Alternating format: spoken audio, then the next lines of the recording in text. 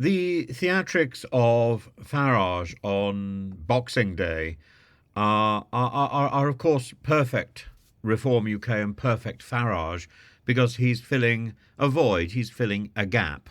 The gap where there's no news, it's a light news day, and he's having a spat, which is sort of almost concocted by Farage himself, between himself and Kemi Badenoch, and the scrutiny into the UK's right-wing politics. Farage, ever the provocateur, has accused Badenoch now of defamation following her claims that Reform UK's growing membership figures are a fraud. Your members are fraud.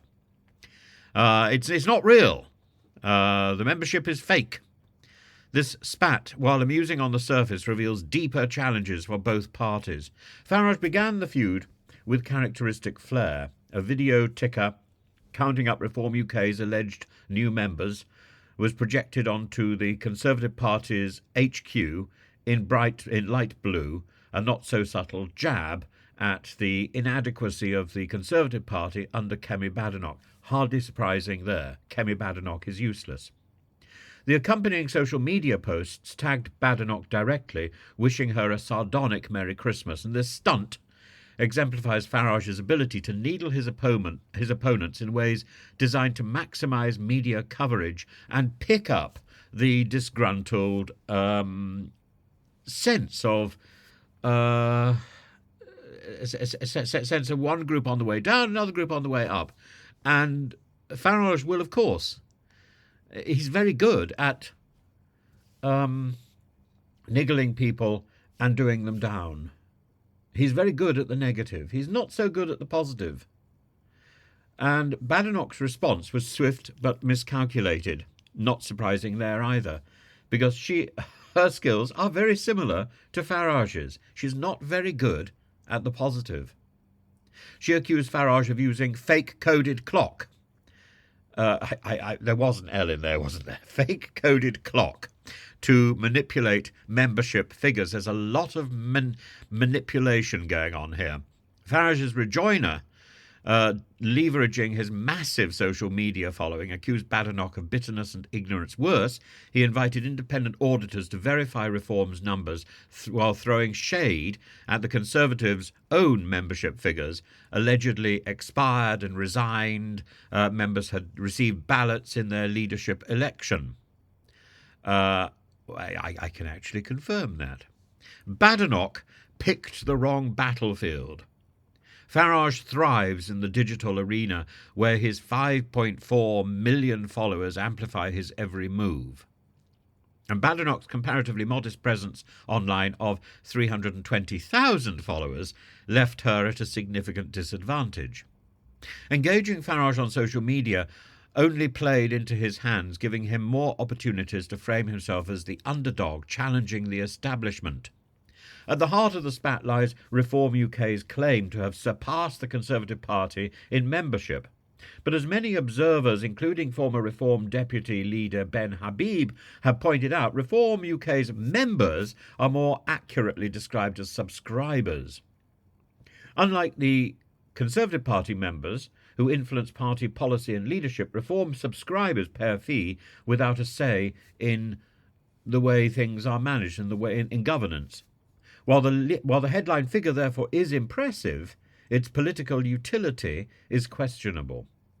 Habib, interviewed on Sky News, highlights Reform's strengths and weaknesses. The strengths are the party excels at the air war, leveraging social media and traditional media to spread its message. Its weakness is that it lacks a robust ground war infrastructure, the door-to-door campaigners, the constituency networks, the policy forum, essential for turning online support into electoral success. And Habib emphasises that Reform's rise is a symptom of voter discontent, particularly on immigration and public services, where simplistic solutions appeal to an increasingly frustrated electorate. In other words, what Reform is doing is offering a bigger picture of exactly what Farage achieves, which is negativity. Farage's success lies in his ability to offer easy answers to complex problems in the knowledge that he's never actually going to have to put these into practice. It's a development of exactly what hampers the Lib Dems, or what has hampered the Lib Dems until it came to power in the coalition. Much like his Brexit campaign, Reform UK positions immigration as a panacea for issues like NHS delays, housing shortages, school overcrowding. And this narrative, which is deeply flawed, resonates with sections of the public who feel abandoned by mainstream politics. It shows a bogeyman that people can attack. That bogeyman is immigration, is the small boats.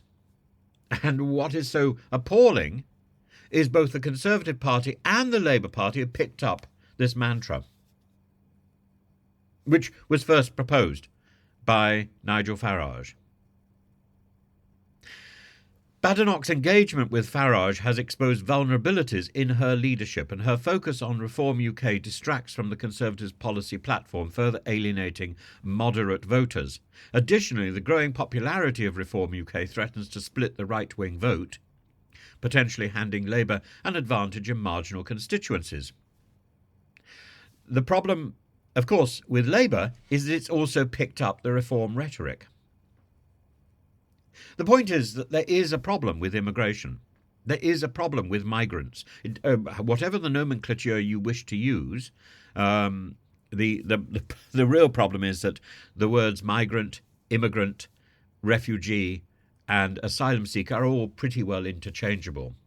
And various organisations from the right and from the left have got their own interpretation of which words actually have meaning in which context. But that meaning is entirely spurious. And it's coded. It's a coded meaning. So people say, oh, you don't mean immigrant, you mean migrant. Actually, a migrant is somebody who is moving. An immigrant is somebody who has moved. A refugee is somebody who has been given refuge. An asylum seeker is someone who is looking for refuge. An illegal migrant is somebody who is staying in a country and does not have a visa, either because the visa has expired or because that person hasn't requested a visa. Therefore, they have no paperwork. Therefore, they have no right to stay.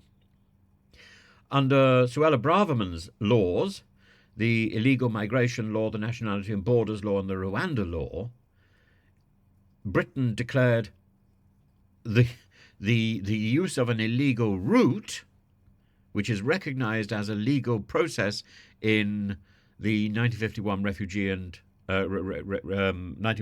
Refugee Convention.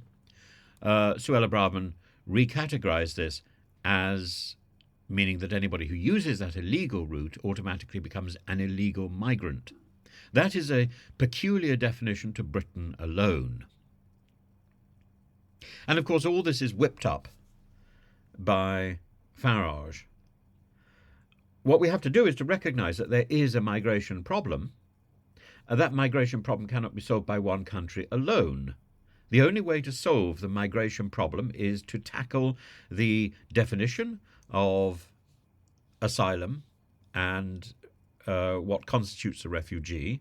In other words, to revise the 1951 Refugee Convention, which means to hold an international conference, number one. Number two, to set about a better way of bypassing and making irrelevant the traffickers and smugglers as a business. And the way to do that is, of course, to situate consulates on the French coast, on the Turkish coast, on the North African coast.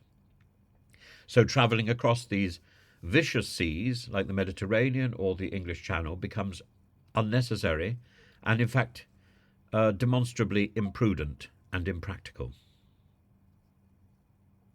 Those are the two ways to solve the migration crisis. The Rwanda gimmick is not a way to solve the crisis, and the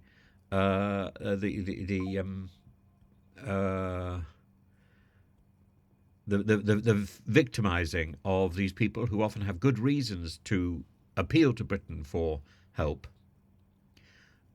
is again not a way to solve the problem. It's a way to mask other problems by finding a bogeyman to blame the inadequacies of our state directly on to hold somebody else accountable, somebody who can't answer back.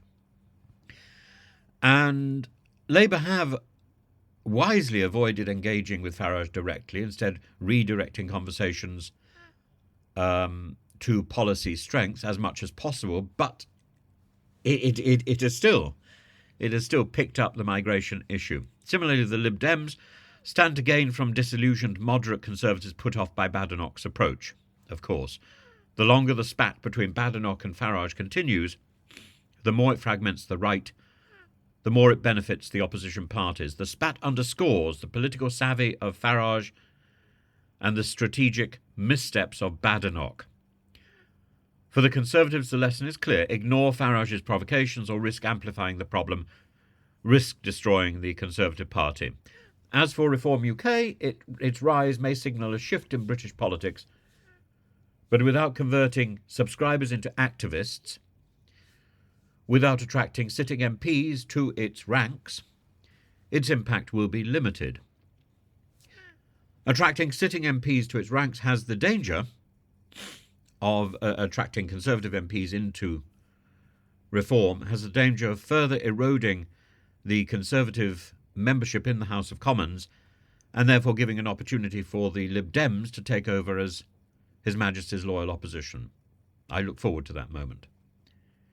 In the end, Badenoch's attempt to challenge Farage online was the sort of mistake that is very similar to bringing a knife to a digital gunfight, a cautionary tale for leaders in the age of social media populism. But we know that Suella Braverman is a twit, and we shouldn't be surprised that she behaves exactly as we would expect.